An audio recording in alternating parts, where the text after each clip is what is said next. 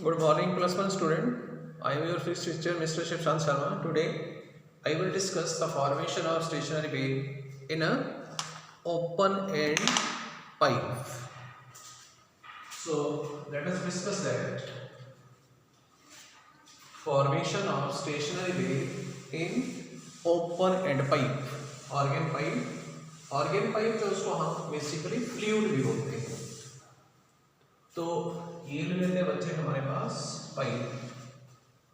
कैसी पाइप है जिसके दोनों एंड ओपन है. तो क्या करेंगे हम इस ओपन एंड से एयर ब्लो करेंगे अपनी तरफ से मुंह से. तो इसके बीच में जो एयर प्रेजेंट होगी इस फ्लूइड में वो यहां से जाएगी, इधर इंसिडेंट करेगी एंड इस एंड से रिफ्लेक्ट होकर के वापस आ जाएगी. इस फ्लूइड की लेंथ ले लेते हैं सी इक्वल टू एल. जब बेटा यहां पर क्या है, ये एंड रिजल्ट नहीं है, ये एंड हो गया रेयर. तो एयर से वेव भी यहां पर एयर उनको रिफ्लेक्ट करेगी. तो यहां से अगर कंप्रेशन जारी है तो कंप्रेशन ही वापस आएगी. अगर यहां से रेयरफेक्शन जारी है तो इस ओपन एंड से not with result open and से क्या होगा, एयर रिफ्लेक्ट करेगी उस कंप्रेशन को कंप्रेशन की फॉर्म में, अगर रेयरफेक्शन तो रेयरफेक्शन की फॉर्म में. मींस जब किसी open end of the pipe से रिफ्लेक्शन होती है तो वहां पर फेज रिवर्सल नहीं होती है. तो फेज डिफरेंस वहां पर जो है होती है 0 डिग्री के बराबर. सो दैट्स व्हाई अगर मैं इस पहले वाली वेव को ले लूं इंसिडेंट वेव, तो इस इंसिडेंट वेव की इक्वेशन को मैं दूंगा as y1 equal to r इस इंसिडेंट वेव का amplitude sine 2 pi over lambda into vt plus x. Plus इसलिए क्योंकि ये वाली वेव जा रही है राइट हैंड साइड में, इसलिए plus. And y2 equal to r sine 2 pi over lambda into vt minus x. Minus x किसके लिए, प्लेन रिफ्लेक्टेड वेव के लिए. ये है रिफ्लेक्टेड वेव की इक्वेशन. रिफ्लेक्टेड वेव जा रही है लेफ्ट हैंड साइड की तरफ, इसलिए माइनस. प्लस 180 डिग्री नहीं होगा, या 90 डिग्री नहीं होगी, यहाँ पर होगा 0 डिग्री.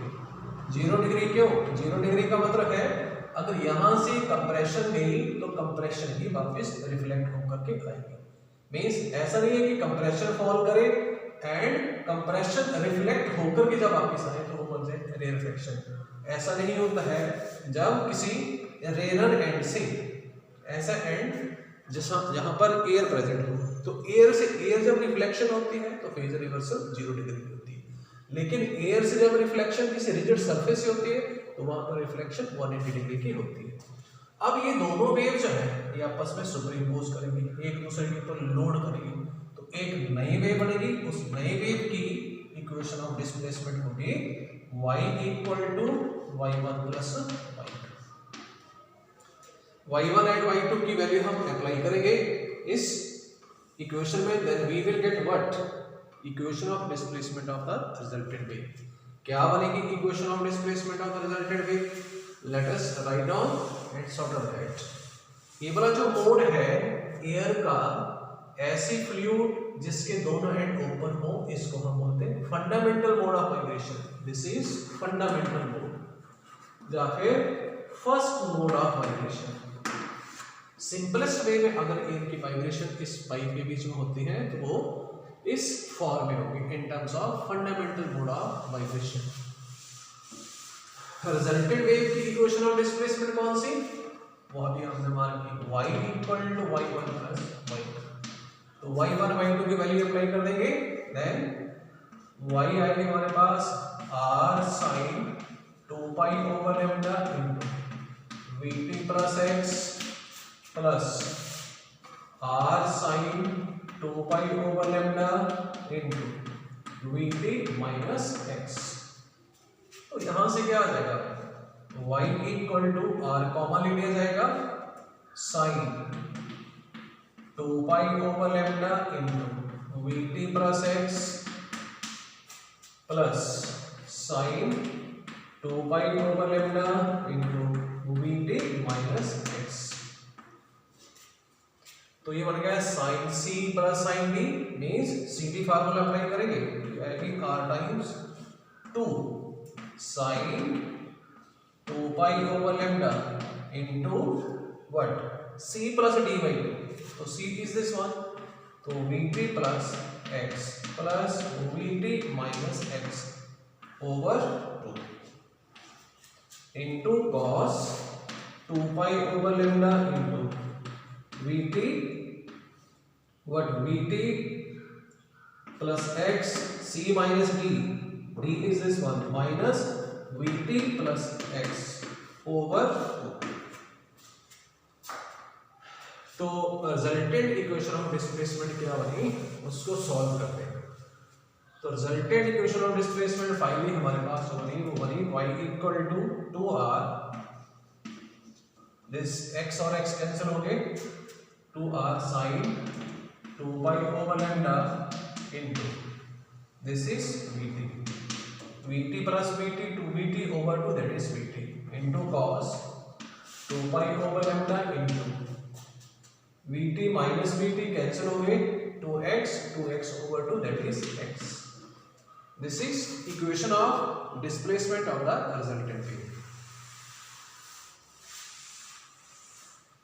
अब इस रिजल्ट में क्या है हमारे पास y equal to, I can rewrite it as y equal to r cos 2 pi over lambda into x into sin 2 pi over lambda into vt। ये पूरे के पूरे टर्म बच्चे ये वाली जो है जो x की फॉर्म में हमने लिखी है, that equation is called amplitude of the resultant wave। तो उसको मैं लिख रहा हूँ as a sin 2 pi over lambda into इस vt। यहाँ पर capital A here capital A is equal to 2r cos 2 pi over lambda into x। This is what? This is amplitude of the resultant wave, amplitude। लेकिन जो हमने fundamental mode of vibration के लिए diagram draw किया है वो ऐसे था, इस तरह से इधर से ठीक। अगर मैं इस पूरी की पूरी पाइप की लेंथ ले लूं n के बराबर, अगर इसको x इक्वल 0 लिया है तो मीन l लेंथ, ये वाला एंड होगा एट x इक्वल l। तो x equal to l end के ऊपर क्या है एम्पलीट्यूड, पॉजिटिव साइड में मैक्सिमम है as well as negative side में भी मैक्सिमम। तो amplitude of the resultant wave x equal to l के ऊपर मैक्सिमम तभी होगा जब ये cos 2 pi over lambda into x वाली टर्म ये होगी maximum at x equal to l पर। तो उसके लिए क्या कंडीशन बनेगी वो आएगा हमारे पास नया स्टेप। तो for a to be maximum, for a to be maximum at x equal to l, cos 2 pi over lambda into x इसकी वैल्यू होनी चाहिए मैक्सिमम, क्योंकि एम्पलीट्यूड को बच्चे सिर्फ ये टर्म डिसाइड करें, क्योंकि a की वैल्यू इस फॉर्म में, अगर इस ट्रिग्नोमेट्रिक फंक्शन की वैल्यू मैक्सिमम होगी at x equal to l पर, तो रिजल्टेंट वेव का एम्पलीट्यूड जो है ये हो जाएगा मैक्सिमम एंड मैक्सिमम वैल्यू कितनी होगी plus minus 1 plus reference line के ऊपर वाली साइड माइनस रेफरेंस साइड के डाउन पर। तो इसको कैसे लिखा जा सकता है, तो फाइनली हमारे पास cos 2 पाई ओवर लैम्डा कहां पर, जब हम x equal to l apply करेंगे तो एम्पलीट्यूड होगा मैक्सिमम इतना प्लस माइनस, तो इस प्लस माइनस को मैं लिखूंगा as cos equal to what cos n pi, cos n pi. तो ये cos और cos कैंसिल हो जाएंगे यहां से, तो क्या बना हमारे पास 2 पाई l ओवर लैम्डा, ये आ जाएगी इक्वल टू n पाई तो यहां से 2l ओवर लैम्डा ये आ जाएगा equal to n। So that's why हमारे पास l की वैल्यू कितने आ जाएगी, l will equal to n into lambda by 2। यहाँ पर n की वैल्यू होगी 1 2 3 and so on. On the basis of the value of this n, we will discuss following the different mode of vibration. Number 1, that is first or fundamental mode of vibration. Fundamental mode. Fundamental mode के लिए n की value 1 apply करो, याद से तो n की value आ जाएगी 1 into lambda by 2, लेकिन लैम्डा फॉर फर्स्ट मोड हम लैम्डा 1 लिखेंगे।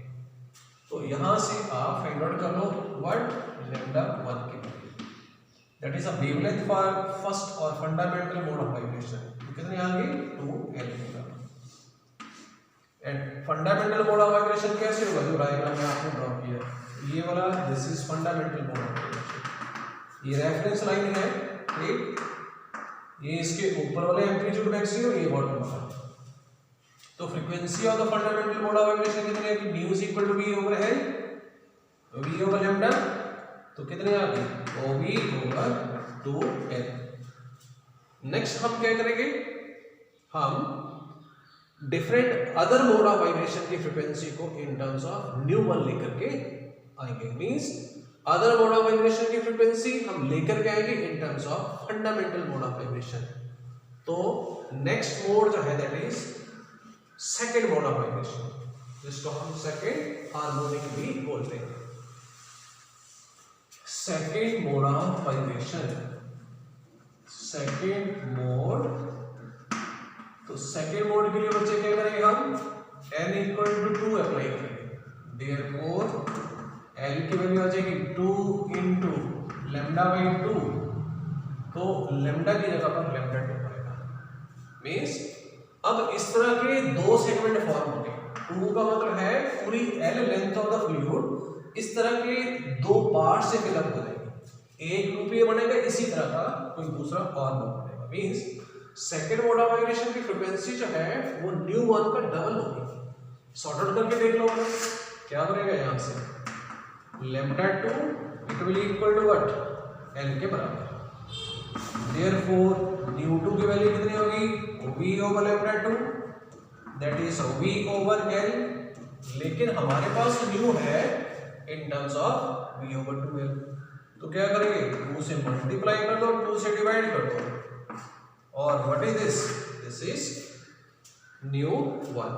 सो that's why second mode of vibration की frequency, this implies nu 2 it will what, this is twice of nu 1, means अब वही लेंथ वाली उतनी ही लेंथ वाली जो फ्लूइड है उसमें एयर इस ढंग से वाइब्रेट करेगी। ये ऐसे एक लूप फॉर्म हो रहा था पहले पूरी फ्लूइड में, अब इस तरह के डबल 2 लूप फॉर्म हो गए, एक ये वाला ठीक और एक ये वाला, ये ऐसे 2 और ये आधा 1 2। एयर भी यहां से वाइब्रेट करेगी, यहां से रिफ्लेक्ट हो जाएगी, तो ऐसे ये इस तरह से रिफ्लेक्ट होकर के वापस आएगी ऐसे। Similarly the frequency of third mode of vibration nu3 it will equal to 3 times of nu1 and nu-n, that is frequency of the nth mode of vibration, that will n times of nu1. Thank you students and have a nice day.